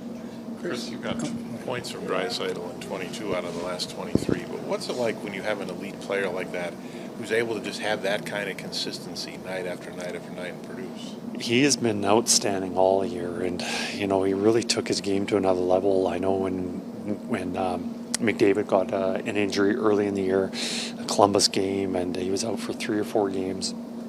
And obviously you need your best players to step up. You're never going to replace McDavid. You need other boys to step up their games collectively. But he did an extremely good job. He stepped up, played really well in McDavid's absence, and never looked back. He's really been strong, dominant almost every single night. I can't say many times he's not one of the best, if not the best forwards on the ice each night. So for him to play as well as he has consistently for that long a stretch is pretty remarkable. That was Kris Knoblauch talking before today's game. Some people not happy with his remarks. Shocking. Fighting Sue. How do you say that? That's Sue. Fighting Sioux hockey. Nurse and Walman first pairing. Ekholm Bush second pairing. Age and wear and tear catching up to him. Needs less minutes. Time for Nurse to earn that $9.3 million. Yeah, I don't disagree with that. I think he had another one. The third line of Brown and Enrique. And Janmark need to play less minutes and play as the fourth line. They're not as young anymore. Frederick went back. Jones and Perry should play third line minutes. That line hasn't been good, but I know coaches always go back to what worked previously in the playoffs, and we're probably going to see that line from time to time here in the regular season and into the playoffs. But I get it. They have not been good. They're not even close to what they showed last year in the playoffs. So I totally agree with that. I think Enrique, I don't even know where you put him anymore because he's not playing well. No. So I don't know if he's better suited to give him a try on the wing. I mean, tonight he's on the fourth line with Perry and Max Jones. I don't know. People now want Derek Ryan back. I love Derek Ryan. Don't get me wrong, but I think he's going to be in tough. Smitty the Welder says Skinner hasn't been a fit because you won't give him a chance. Hey, trust me, Skinner's going to play well tonight. I mean, he better. He's probably because Buffalo's still paying him like $16 million. So, well, actually, don't play well because you'll probably be out of the lineup. That's the problem here. That's the problem with Jeff Skinner. No, but I truly hope he has a good game. This guy's kind of listen. I don't want to say the coaches don't like him because that's not true. Like it's not personal. They look out. Knoblauch values guys like Janmark and Connor Brown and Paul Colton a little bit more because they're better defensive. Well, you can't have 4 scoring lines. You have to have, there's designations of positioning within the lineup and what your responsibility is from a night to night. You're not going to win many hockey games, even if you did have 4 number 1 lines. Look no further than the Four Nations, right? The design of that team. What did they do? They could have just loaded up everything. Probably one of the reasons that Scheifele doesn't make the team, That's a good point. Yeah. Look, do I think Scheifele can play a 200-foot game? Yes. But his primary focus and what he is relied upon with his own team is to put up numbers. Whereas, you look at the Hagel and Cirelli line, they're kind of, although they're like the second line and they do put up some numbers, I think they're more of a shutdown kind of. I don't know. Would you agree? Yeah.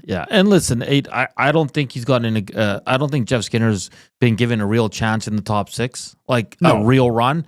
So that's on the coach. Sure. I'm totally with the fans on that. And I really hope he has a good game. I mean, Kasperi Kapanen for me, and this, again, not personal, nothing against the guy, but I just don't know what he brings to this team. Well, when he got here, he brought speed. There was a little bit more physicality, but when I watch him now, I mean, there are so many flaws in his game. The giveaways through the neutral zone, like the decision making of what to do with the puck at certain points, it's not matching what I aforementioned the role that probably the Edmonton Oilers coaching staff want you to do. Right when it gets over that red line, if you cannot, there's not like 100% that you're carrying it into the zone. That thing has to get deep.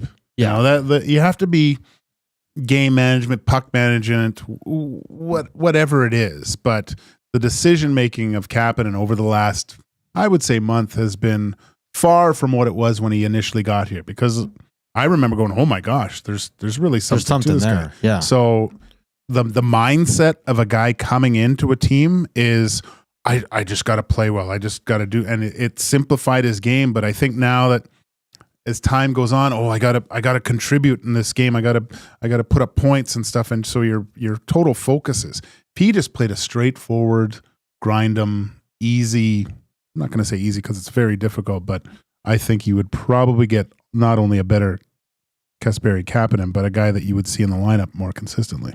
Yeah, and when Frederick's back, you're going to have options. And I think Knoblauch said that, now the bottom six is not even the bottom six, the whole team outside of the big guys, right? They're looking at him saying, man, I got to play good, because if not, I'm going to be the next one out. So if Jeff Skinner can play well tonight and make it hard for them to take him out, and I know usually when he scores, they take him out the next game, but he's got to be sound defensively as well. And I really hope Jeff Skinner has a good game. We got to get to a break, but first, this is our last application. This person sent in two. He wasn't happy with the first one.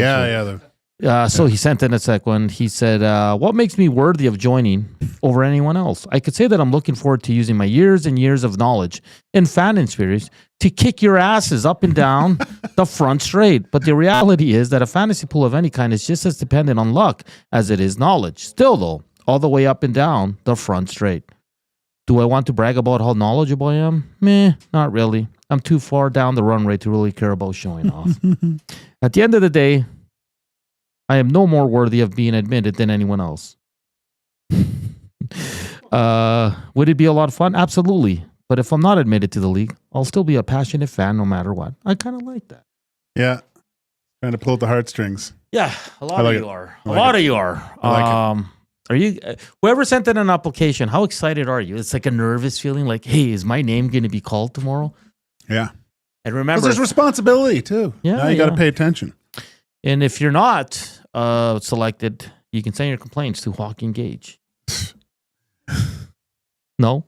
No. All right. We got to get out. Hey, Jay Milne's coming up. Yeah. He's going all along. Good on him, man. I couldn't even do that, to be honest with you. Yes, you could.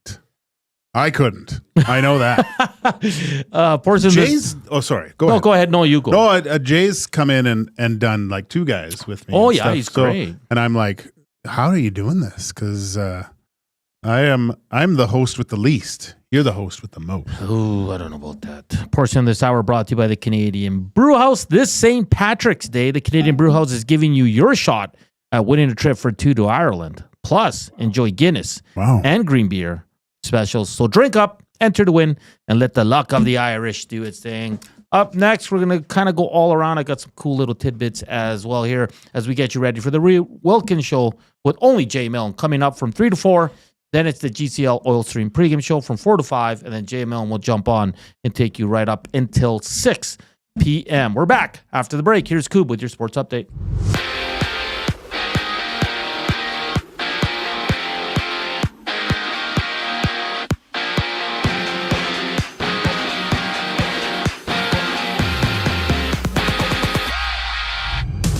Jeff Skinner slots back in for the Oilers. Kasperi Kapanen heads to the press box as Stuart Skinner gets the start against the Sabres. You can join Tom Gazzola and Hernan Salas as they go live for the GCL Diesel Oil Stream pregame show to set up the game. Tune in right here on EST at 4 p.m. And from Utah, the Leafs and Hockey Club duke it out while Ottawa hosts Detroit and the Blackhawks meet the Avs. Meanwhile, in the Emerald City, former Viking Sam Darnold has agreed to a 3-year contract worth over $100 million, having 55 million in hard cash with the Seahawks. And according to NFL Network's Ian Rappaport, the Cardinals are dishing out $41 million in guaranteed money to former Eagle Josh Sweat on a 4-year contract worth a total of over $76 million.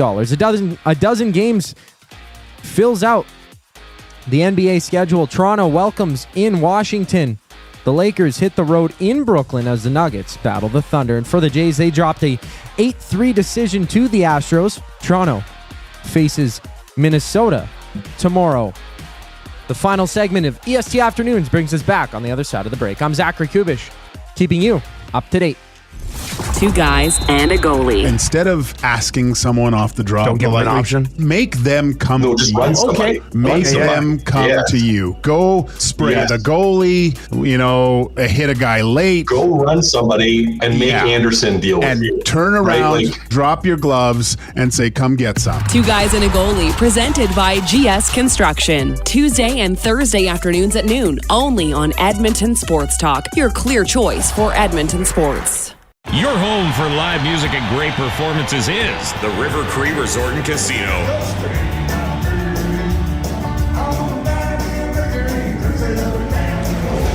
Don't miss the internationally recognized tribute, the Alan Jackson Experience, April 18th at the River Cree Resort and Casino. Get your tickets at rivercreeresort.com. River Cree Resort and Casino. Excitement? Bet on it. Celebrating 70 years in the signage industry, William Huff Advertising is the most recognized name in the game. An in-house, one-stop shop for all of your design, print, and installation needs. William Huff provides quality graphic solutions for everyone. Here in our City of Champions and throughout the nation, they are the preferred signage partner entrusted by many of the biggest corporations, pro sports teams, and organizations to bring their identity to life. Recognize the name, get in the game. WilliamHuff.com. Play more tables and games. Play more tables and games. Make the most of your bad game. Oh, you want to, you need to, you know just what you gotta do. It's time to add some fun to your life. Make the most of your bad game. Play more tables and games. PlayMoreGames.ca.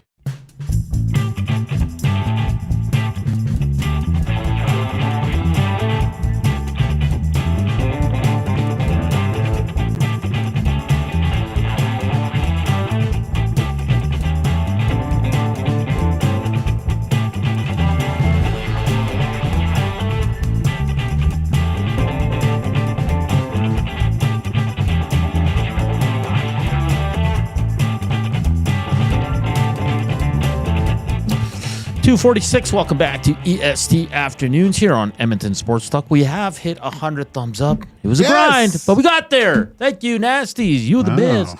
Keep sending us messages to the Nasty Chat or Korean Box 780-218-9999.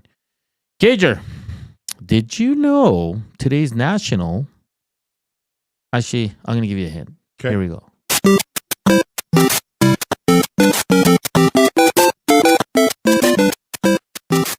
Who knows? Do you know? I'm going to go with my boy, Mario. It's a Mario. It's National Mario Day. Yeah. Ah, one of the best games ever. Yeah, one of the originals. Donkey Kong, man. I remember playing the Donkey Kong. It was awesome. You think? It was one of the games that started it all. You ever see that documentary on that Donkey Kong? It's pretty neat. I was watching the one on Madden. That was cool. I did play, obviously, Mario Brothers 3 with all the hidden stuff. You'd find all that. Then Mario World. Greg DeVries and I would play that like crazy. Oh, nice. And we would try to get... He would play in his apartment. He was like downstairs. And we would like run downstairs and say, I'm on level this. And go, oh, and then they'd try to get it. Yeah, we loved our video games, me and Devo. That was a lot of fun. Mario 1, the GOAT, because it's the best one. Mario 2 sucked. Mario 3 was awesome. Yeah, Mario Kart, the original, the best. It is the best. Yeah. That was a lot of fun. Yeah. You guys play any of the newer Marios that have came out? Because I didn't know Mario had Mario Kart like way back in the day. Oh yeah, it's on our arcade machine. Yeah, you guys were playing it on the. I think Gager was playing it on the arcade machine or something. I'm like, they had Mario Kart back then. I thought it was just like 06 or something on the Wii. Back then. Yeah. It was, I mean, it was all in black and white too. Yeah. Was it? Were there streaks on the screen and you had to like get the? Oh yeah. The King of Kong, great documentary. Yeah, I think that's. I what gotta it is. watch that. What's it on? I don't know. You might have to find a weird. It was on Netflix, I think, when I originally watched it. I like watching those. Yeah, because it's the other guy is just crazy. Where he was the master, he had the high score, and he didn't go into the tournament to play against his number one rival. It was. Jen Cool says 3 is great. T. Wilson, Super Mario 3 is still the GOAT. Zedmo says Gallica was the best. So funny story. Trev's had the high score since we got the machine. Mm-hmm. I brought the GF in on Saturday to show her around. She crushed it. Really? By like 50,000. What? That's 150,000 is a high score now. Level 20. Your GF play video games? Oh yeah. No way. Especially the old school one. Yeah, oh yeah. Like, do you have a gaming system at home? No, we don't. Oh. But it's funny because she's like, how much does this thing cost? So I was like, I don't know. That's the why. Gosh. Yeah, back in the day, maybe it's because girls obviously play video games. Now, I see on like TikTok, there's streamers on there. They get treated completely awful. But I was always, I thought it was more, obviously it's a little bit more male oriented, right? Video games and like Call of Duty and stuff. But there are some really good female competitors. But I remember the days of going into people's homes and seeing a girl, and I would see their setup and full gaming setup, tons of games and everything. And I go, so what does your boyfriend do? I go, I don't have a boyfriend. I was like, what? And I would be doing, and they'd be playing video games. I was like, holy smokes. My sister was probably better at me at Mario. Like, she was awesome. Really? Yeah. Like, and she bought this little console where she can play all these little games connected to the TV. You get Galaga, you get all this. So, like, don't get me wrong. The games now are truly amazing. It's real life stuff, right? It's the graphics, but there's something about the old school games that I still love. Like Mario, like Donkey Kong, like Bubble, Contra. I don't know. I follow probably about 3 girls that play like Call of Duty and stuff, and they just slay guys. Yeah. And the guys are losing their marbles because this one girl, once she hears people talk to her poorly, and she goes, oh, let's go 1v1, right? And she, I like that. I watch her play, and she's no scoping guys. Like, you're just not using the zoom of a sniper rifle. Yeah. And all these little guys on the other end go, you're hacking, and they're just crying and stuff. It's great. I love it. It makes my day. Everybody says that documentary's on Hoopla. I don't know what the hell. I don't know. What the Hoopla is that? I have a question here from Corey B. What is Mario's last name? Kart. Does anyone know? What is Mario's last name? So no one knows? No. Let's see if anybody on the Nazi chat gets it. What is Mario's last name? Because Corey Butt sending this in. I trust him. But let's give it a minute or so. Oh, okay. Yeah, some people got it. So his last name is Mario. Mario. So his brother is Luigi Mario. Oh. Have you seen the new movie of Mario? No. No. With peaches. No. That one's really good. It's That's really Is that good. the cartoon one? Yeah, it's good. I've meant to watch it every time I start it. And I did this weekend. I started and I was like, what am I doing? And I turned it off. I've gotten to the opening credits. No, it's funny, Really? man. It's so good. It's right, with- Coop? Oh yeah, it's worth the watch. It's like a quick watch. It's It's on not Netflix. like 2 hours, right? Yeah, isn't Star-Lord the voice of Mario? Is that who it is? Yeah, I think so. And then Jack Black is Bowser. Yeah. Okay. Really good voice acting. Animation's cool too, but Big U, T. Wilson. Mario's last name is not Gazzola. Might be Gondola. So the full name is Luigi Mario then? Yes, according to Corey B. Thank you for that, Corey B. And then KR says, fun fact, the original NES games, Super Mario 2 sucked because it was a reskin of a different game released in Japan.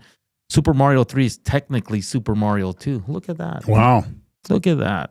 Mario 3 is great. Oh, so good. You'd get the tail and fly, right? You'd get the... Yeah, there's a little Yeah. The flying squirrel is the cover of the game too, right? Yeah. Hoopla's accessible with an Edmonton Public Library card from Chris. Oh, I have a card. I'm going to look into that. Thank you. It's Mario because they are the Mario brothers. Ah. Of course. Ding, ding, ding, ding, ding. God, I'm an idiot. Big Maple. Did I miss any UFC talk? Sorry, I'm late. We can start the show now. Big Maple, I'll promise to get some UFC talk in tomorrow with Coop because I know there was a big fight. I heard the main event, so the Brazilian, the champ lost, but all the other guy did was hold him up against the cage. So there's a lot of pushback that he didn't do anything to beat him. It was a hard watch. Okay. I kind of sat there on my phone most of the time. I knew what was happening in the corner of my eye, but it was a hard watch for that whole card. T. Wilson says it was a raccoon tail. Oh, raccoon. Yeah, the raccoon tail. Right. Yeah. Oh, that's good. I did find one of my favorite games on the thing called Golden Axe that I've been playing. That game's awesome. It's awesome. Yeah. I just got to play Tecmo and beat Dusty because he was talking smack again this morning. He barely beat me. Yeah. Did I light the fire? I was trying to motivate you. Probably a little bit too Tortorella, not enough Gage, but he's motivating me. All right, guys, there's tons of NFL news. Coop will update you on that. The ladies is Texans deal Jeremy Tunsil to the Commanders, which is big. Sam Darnold, 3-year deal with the Seattle Seahawks after they sent Geno Smith to the Oakland Raiders over the weekend. But Jay Millen's going to have a lot more coming up here on the Reed Wilkins Show from 3 to 4. 4 to 5 is the O-Stream pregame show with Tom Gazzola, and then Jay Millen will jump on from 5 to 6 with Coop. It's Oilers game day. Jeff Skinner back in. Everything else stays the same. Stuart Skinner between the pipes. For Coop, Joaquin, Gage, thank you for the thumbs up. Thank you for tuning in. We'll chat tomorrow. Enjoy the game. See you soon. Shouters.